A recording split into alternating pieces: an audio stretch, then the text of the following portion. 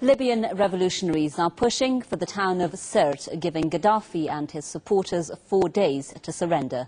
On this edition of News Analysis, we're asking, is Libya headed to peace at last?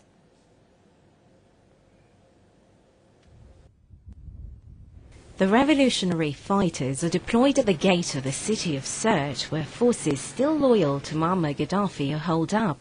The revolutionaries have given the Gaddafi loyalists until Saturday to either surrender or face military force.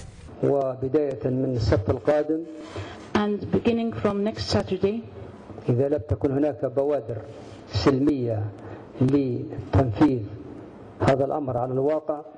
if there are no clear peaceful indications for conducting this in reality, we can act decisively to end this situation in a military manner. The National Transitional Council says Gaddafi still poses a threat to Libya, yet there's no way for him or his cronies to retake power. Many countries now consider Gaddafi history, a former ruler. The new Libya has already begun to emerge. It, however, is facing many difficulties. Libya has been ravaged by months of fierce fighting between the revolutionaries and the Gaddafi forces. NATO airstrikes have caused heavy damage to the country's infrastructure. Libya urgently needs billions of dollars of Gaddafi's assets frozen abroad. The West has agreed to unfreeze parts of the funds, but that would by no means be sufficient.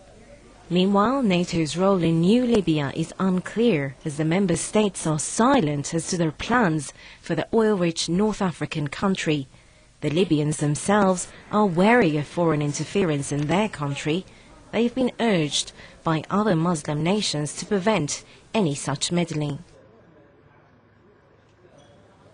Well, it's time to get more now from Dr. Webster Griffin Tarpley. He's an author and historian joining us live from Washington.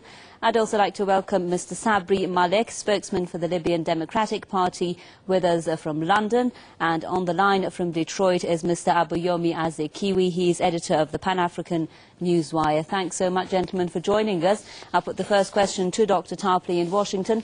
Dr. Tarpley, the former regime's spokesman Musa Ibrahim said earlier that the resistance to NATO aggressors, in his words, is about to begin, and he even offered NATO another chance for a ceasefire to avoid, in his word, a civil war. How probable do you think that is? Is the Gaddafi side strong enough to set off a new round of resistance at this stage? I think if we compare Libya to Iraq, you'll see that in the case of the U.S. blitzkrieg against Iraq, there was a period of several months when resistance practically ceased or went down to a very low level, although it did then boil over some months later. In the case of Libya, I think the support for Colonel Gaddafi and his government is substantial, and it will lead to the fact that the resistance here will never cease. Since you've mentioned Sirte, I want to call attention to this genocidal disaster. This is a true atrocity. People remember the bombing of Guernica in the Spanish Civil War. People remember the rape of Nanjing by the Japanese in the 1930s. We're seeing now the genocide of Sirte. This is NATO bombing with the rebel forces, the NATO puppet forces, forming a cordon around the outside of the city to prevent refugees from leaving. This is genocide, and I think it's time to call on the NATO powers to cease this bombing. The other important point that I would make at the beginning, very great concern here in Washington about the new military governor of Tripoli. This is Belhadj, alias Hasidi, alias Hasadi, alias Asadak. It's a Al-Qaeda terrorist veteran.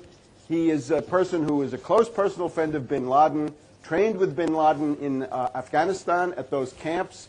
He organized jihadis to go into Iraq and Afghanistan to kill U.S. soldiers. He presumably has killed U.S. soldiers himself. He is now the military governor of Tripoli.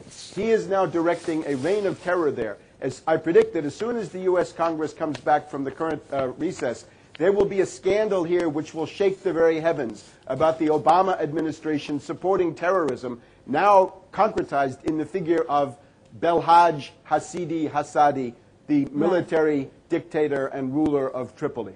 All right, questions there raised about both revolutionary fighters and revolutionary leaders and the role of NATO. I'll come back to that later on. Mr. Malik, I'd just like to have you in discussion as well. Would you agree with the comments there by Dr. Tarpley that, in fact, the supporters of Gaddafi are strong enough and that this resistance will continue and we're not going to see peace yet in Libya? This is partially true. Gaddafi has some support within some tribes in Libya. We don't want a civil war. The problem is that we have a political vacuum. This is caused by the NTC. The unqualified support of the West of the NTC is causing us problems. The NTC has to become a democratic entity so it can help in the transition into democracy. But because the NTC is largely led by ex-Gaddafi men, we have a problem. Now, what is needed is that Dr. Mahmoud Jibril al-Urfalli, who is the actual head of the NTC, he has to come down to Libya. Instead of flying from one city to another in Europe, in the West, or staying in his five-star hotel in Doha, he has to come down to Libya and negotiate with his own tribe, Urfalla tribe, which is protecting Gaddafi in the city of Ben Walid and giving him safety and support. This tribe is still shelling our cities and towns. He has to negotiate with them to stop this maddening civil war. Okay, I'd like to go to Detroit now, Mr. Azikiwe. Let's bring him into the discussion as well. Mr. Azikiwe, speaking about what's happening in Sirte now, before we move on with the discussions of how NATO is involved in all of this, presuming that the revolutionary fighters do capture Sirte, does that mean that they have achieved victory and the violence is going to be over now? No, it does not mean that the Transitional National Council, the TNC or the NTC, has achieved victory. We always have to keep in mind the primary role of the United States and NATO in this whole war. This is something that has been planned for many, many years.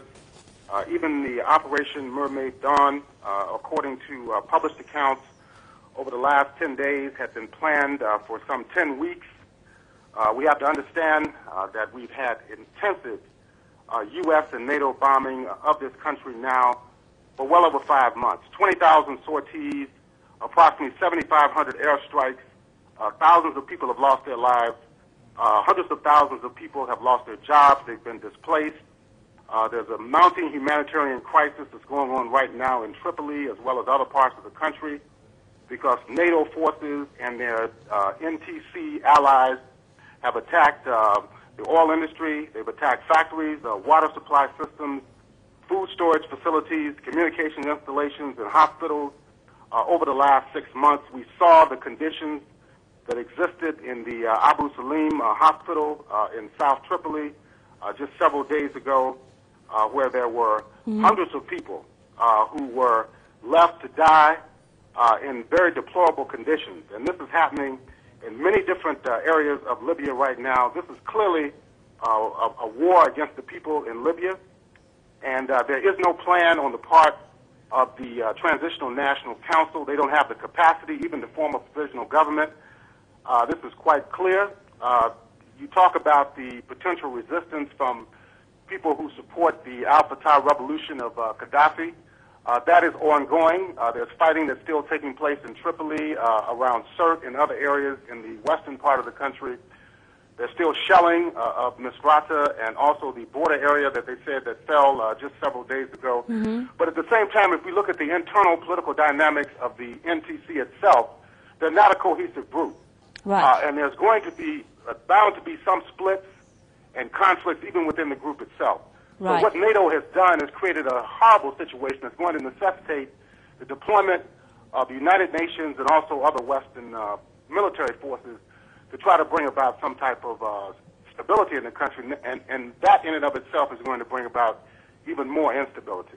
All right, some concern that's been raised here about how the revolutionary leaders are dealing with things is the fact that we saw reports, we heard reports rather, of bodies being found purportedly belonging to mercenaries in their words, but a lot of people are saying, is that true? Dr. Tarpley, if I can put this question to you, when you say that there is resistance still, that there are supporters for Muammar Gaddafi, who do you think these fighters are? Would you agree that they are mercenaries from other countries?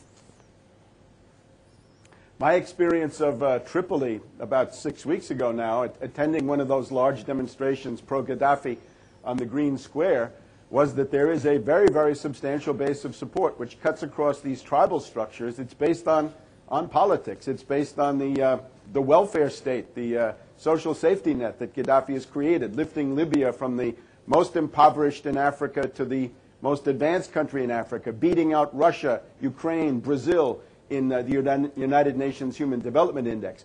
But these massacres, the atrocities that we're seeing, they're generally attributed by CNN and the BBC and Al Jazeera to the Gaddafi forces. I would look again. You have got a figure there. I'm talking about Belhadj, alias Hasadi, alias Hasidi. His signature is mass murder. He has left a trail of bodies across the globe. Right now, you can even see on Al Jazeera that they're singling out black Libyans, or indeed anybody black. You can be from Fezzan in Libya, or you can be a guest worker from Mali or Chad or some other African country, and you are going to be persecuted and hounded and maybe lynched and executed by these NATO puppet rebel forces. I think it would be time for Hasadi, Hasidi, Belhadj, this guy who operates under aliases, the current military governor, needs to be arrested and put on trial for genocide. And also, he is heavily implicated in the killing of Yunus, of the previous military commander of the rebels, who was assassinated at the end of July. And it's an assassination in which Jalil and Jibril are presumably also complicit. The finance minister, Harouni, is complicit in that assassination. So we've got a gang of murderous thugs, and it's time, at the very minimum, for the United States to stop giving them billions of dollars, stop giving them heavy weapons, stop giving them diplomatic support, stop giving them this media support. And again, I predict that once the Congress gets back from the Labor Day recess, this will be the mother of all scandals will break out here on the banks of the Potomac. All right, let's discuss that issue now. Mr. Malik, tell us what you think about these revolutionary leaders, with the comments being made there by Dr. Tarpley that they are linked to Al-Qaeda, that they are linked to terrorists.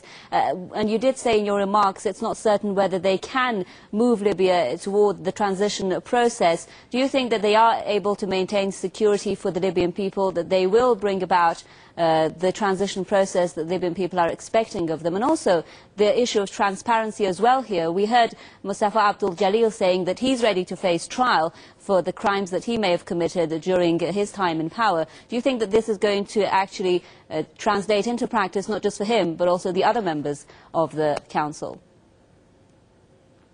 First of all, I would like to say that Gaddafi ruined Libya. It's not true that he developed Libya, he found it a ruined state, then he developed it. The opposite is true. Libya in 1969 was developing very well indeed, and Gaddafi ruined everything. This is why we have the revolution. People don't revolt and die in their tens of thousands because things are good. No, they died because things are bad. Regarding the situation now in Libya, I agree that Al-Qaeda has the upper hand. This is partly because NATO supported the NTC completely and did not dispute its non-democratic credentials.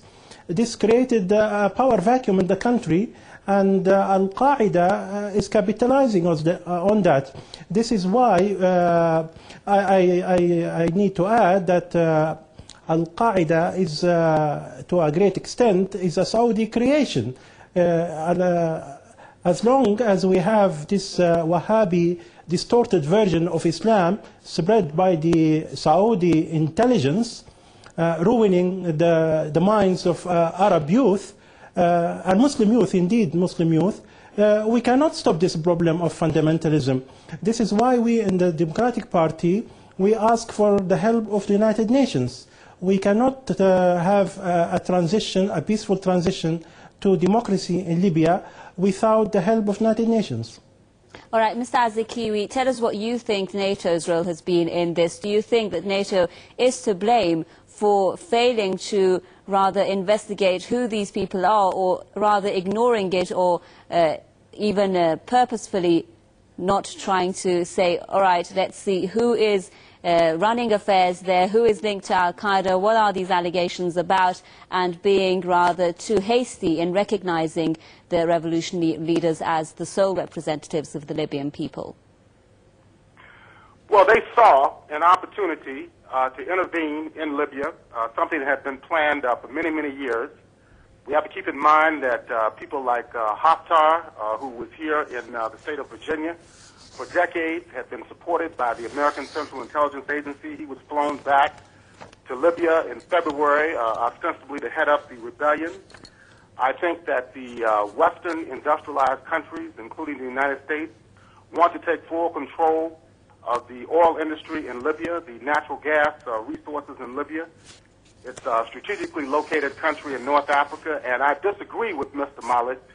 All we have to do is look at the even the ruling class in the United States, the American Central Intelligence Agency fact book, which has been no friend to the Libyan government, at least over the last 2 years. If you read that, it indicates very clearly that there's been tremendous economic growth in Libya over the last 42 years under the Gaddafi government. Even according to the Central Intelligence Agency, they have one of the highest standards of living in Africa. They have been involved in many projects, the development of the water resources there, the oil industry, also supporting other African countries throughout the continent. And this is why the African Union is withholding recognition of the rebels in Libya, because of the racism that has been exhibited over the last several months. We've had dark-skinned Africans in Libya who have been imprisoned, who have been beaten, who have been tortured, and even lynched. This has been documented in several videos. Villages where the inhabitants, the majority of them were dark-skinned Africans, have been cleared out. Africans were run out of Misrata and other areas in the western part as well as the eastern part of Libya. It's clearly a process of genocide, racism, and also forced removal of millions of people inside Libya. Also, the refugees who have taken flight to Tunisia have also been victims of this type of racial discrimination. This has done a lot to destroy relations between so-called Arabs and Africans in North Africa. And this is a process that's part and parcel of the same U.S. Africa Command, the Pentagon plans to reconquer and neo-colonize areas throughout North Africa and throughout the entire African continent. They have other countries that have been targeted as well in this whole process. So I do believe very firmly that this is a plot on the part of NATO to seize control of the resources of Libya for the pure benefit of the ruling classes, the banks and the oil industries that are based here in the United States as well as Western Europe. Let's just make something clear here. The idea that the West is after a plot for Libya's resources does raise a lot of questions about how good a dictator, how bad a dictator Gaddafi was, or even if he was good for the Libyan people or not. I'd like to make it clear, Dr. Tarpley, if you could respond to the point made there by Mr. Malek, that people were in fact fed up with Gaddafi's regime, that the reason why they initially started this revolution was because they didn't feel that they had rather enough of the resources of their country, that everything was in the hands of one family, and they did feel the pressure of poverty. What's your response to that then? Having been to Tripoli and looked around considerably, I would dispute those points. I think, again, if you look at the United Nations Human Development Index, you'll see Libya at number 57 in the world. They're beating 130 countries, beating Russia, beating Ukraine, beating Brazil, tops in Africa. It's hard to argue with that kind of a statistic. On the other side, we look at the mechanics of this rebellion. It was started in London and Paris November 2nd with the signature of a secret treaty last year, Operation South Mistral. That was supposed to be a drill. The drill went live, as so often happens. The bombing then became real on the 19th of March.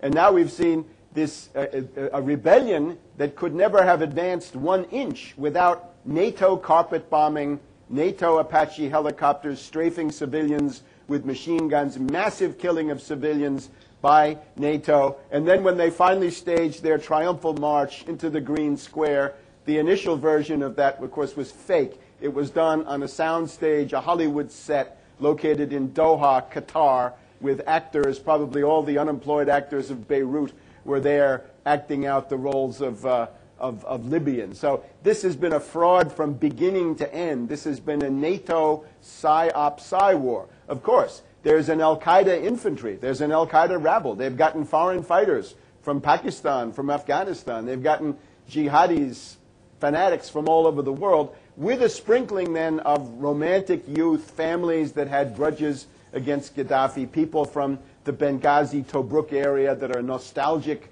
for the monarchy of King Idris, reactionaries, adventurers of all sorts. So this is now what it is. Looking ahead, though, we're going to see the UN General Assembly. I'm wondering whether this new government, if that's what we call it, the Jibril Jalil operation, will they recognize Israel? When we get to the vote, if they get into the UN General Assembly, when the vote on the Palestinian state comes up, will Jalil and Jibril vote with the U.S., who are going to veto it and block it, or will they vote for the Palestinian state? So all kinds of interesting questions. Okay. Will it be Royal Dutch Shell and BP? Will it be Total? Will it be ExxonMobil running the country? Those are the questions that now arise, because it sure won't be Libyans. All right, Mr. Malek, your response to that. There is a suggestion that the media portrayal of the war in Libya has been, to some extent, one-sided, effectively covering or hiding the reasons why Western powers would not want Gaddafi to remain in power, and that the intervention is now leaving the French and Spanish and Italian companies rather than the Chinese and Russian companies in first place to invest in Libya's oil.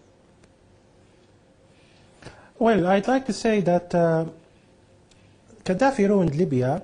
I don't know where your guests are getting their statistics from. I don't know whether it's a good idea to deceive people like that. UN Human Development Program. What I would like to say, what I would like to add, is that Gaddafi has done something which he was very successful in, and that is by giving our wealth, our oil wealth, to people all over the world. This is why we have supporters of him, not Libyans, but from all over the world. And this is why, because Gaddafi saw himself as a world leader, not just a leader of Libya, this is why he squandered our wealth all over the world, and he has supporters.